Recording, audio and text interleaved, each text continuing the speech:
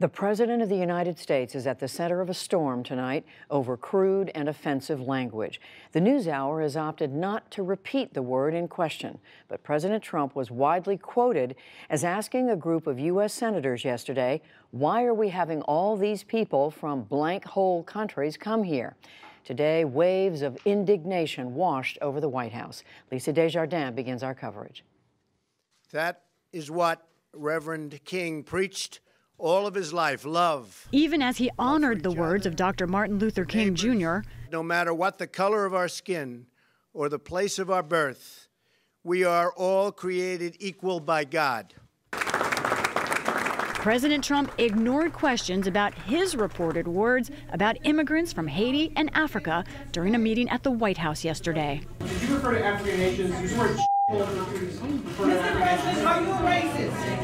Earlier on Twitter, Mr. Trump strongly denied making defamatory comments. He wrote, "The language used by me at the DACA meeting was tough, but this was not the language used." He later wrote, he, quote, "never said anything derogatory about Haiti." Senator Dick Durbin, the only Democrat in the room, insisted the president did ask why the U.S. would want immigrants from Haiti or Africa, and did use a derogatory expletive. In the course of his comments, said things which were hate-filled, vile, and racist. To no surprise, the president started tweeting this morning denying that he used those words. It is not true. He said these hate-filled things, and he said them repeatedly. Republican Senator Lindsey Graham told one of his colleagues that the reported comments are basically accurate. But two other Republicans at the meeting said they do not recall those remarks. House Speaker Paul Ryan was careful in his response, stressing personal ties from his hometown in Wisconsin. First thing that came to my mind was very unfortunate, unhelpful. We've got great friends from Africa in Janesville who are doctors who are just incredible citizens. And I just think it's important that we celebrate that. Other Republicans were much more sharp. Utah Congresswoman Mia Love, whose parents immigrated from Haiti in the 1970s, called the comments unkind, divisive, elitist, and fly in the face of our nation's values.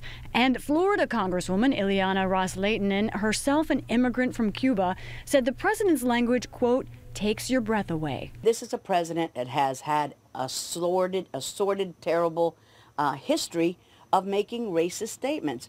But among the president's conservative base, his self-described tough language on immigration was cheered. President Trump said something that almost every single person in America actually agrees with. Fox News host Tucker Carlson. I don't understand what the sin is. You're not allowed to point out that other countries aren't as good places to live as America? Like, what is the problem? Around the world, leaders from a number of African nations quickly condemned the president's reported words. Ours is not a shithole country, neither is Haiti or any other country in distress. What Trump said about Africa is a lie, and it speaks more of Trump than anybody else, that Trump is a shameful, disgusting embarrassment of a president. All this comes a week before the January 19th deadline to fund the government, and as the White House and Congress continue to work out a plan on immigration.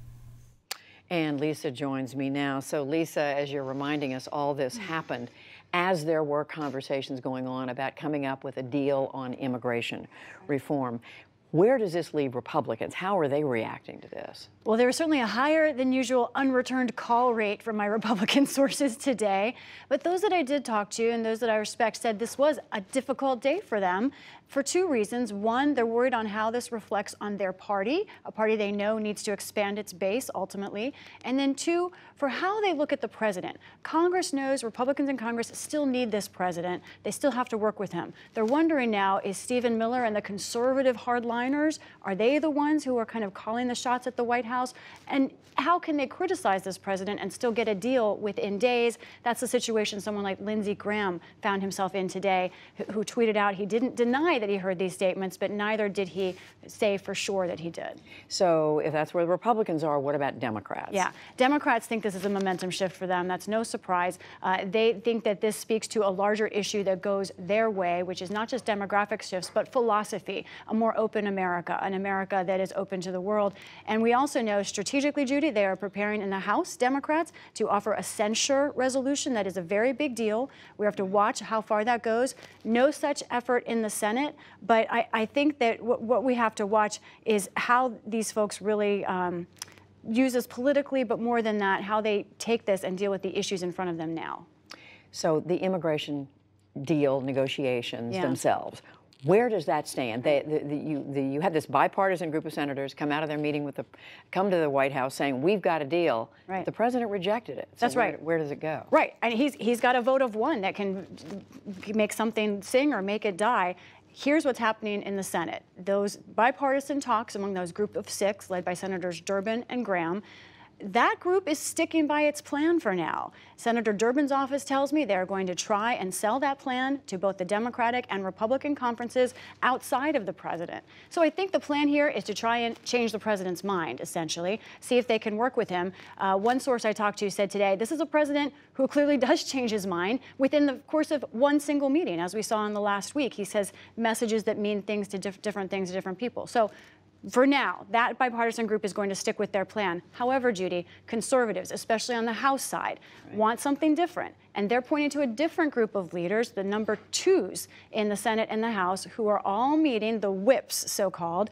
They've had one meeting, staff met today. But to be honest, Judy, they're not very far along in coming up with a real deal. They don't meet again until next week. That's John Cornyn, Steny Hoyer, that group. And it's that group that conservatives would like to have a role, but it's not clear if they will or not. But meantime, and again, you pointed this out, we are just a week away from a potential government shutdown. How does this immigration disagreement fit into the discussions over government spending? As much as Republicans have some tough choices to make right now, this is where Democrats have a tough choice. They have said, some of them, that they will not vote for another funding bill unless they get a DACA bill this week. However, the real DACA deadline isn't until March. That's when all of the DACA program expires. Some of them point out some people lose status every day. But Democrats have to decide, are they willing to shut down government this week over DACA? The House side, it sounds like they are willing to force Paul Ryan to get 218 Republicans for a funding bill if there's no DACA deal. It's not clear he can do it. The Senate side, Judy, there's an issue for Democrats. That's their moderates. I'm not sure that those moderates would shut down government over DACA this week. That is to be determined. And again, to remind everybody, DACA being those young, undocumented immigrants who came to this country as children without documentation and what happens to them. That's right. Thank you. Yeah. Lisa Desjardins, thank you again. Terrific reporting. Thank you.